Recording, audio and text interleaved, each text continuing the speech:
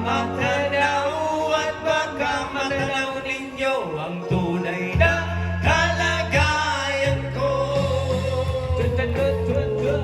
Tao po, nandiyan po ba kayo sa loob ng malaking bayan, malawak na bakuran, mataas na pader, pinapaligiran, at nakapilang mga mamahaling sasakyan, mga batay na laging bulong na bulong, wala namang kasal pero marami ang nakabarong, lumakas man ang ulan ay walang butas ang bubong, mga plato, kutsara na hindi kilala ang tuto, at ang kanin na siputin ang gatas na nasa kahon, kahit na hindi Pasko sa lamesa ay mayamon, sarap sirong manerilaan sa bahay na ganyan, sabi pa nila ay dito mo rin matatabuhan ang tao na nagmamay-ari ng isang upuan na pag may pagkakanta ko'y pinag-aagawan, kaya naman hindi niya pinagkakawalan, kung makikita ko lamang siya ay aking sisigawan. Kayo po na nakaupo, Ganito lang. Oh. subukan nyo namang yumuko.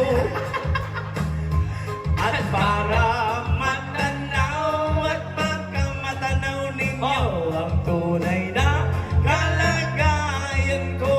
Eto pa, mawalang galang na po sa tao nakaupo. Alam nyo bang patangal ng bigas namin ay di puno? Dingding na maay namin ay pinagkapit-kaping yero. Sa gabi ay sobrang init na tumutunaw na yero, na di kayang bilhin ko pang ilagay sa inom. Pinakulong tubig sa lumang tako ring uling-uling, gamit lamang na panggatong na inanod sa estero na nagsisilbing kusina sa umagay aming banyo. Ang aking inay ang may kayamanan ng isang kaldero, nagagamit lamang ang aking amay sumbet o pera.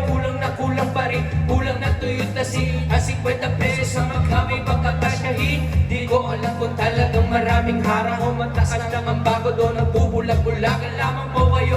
Kahit sa dami ng pera nyo, walang doktor ang makapapapalinaw ng mata nyo, kaya huwag kang masyadong halata. Everybody! Bago sa langit ang mata may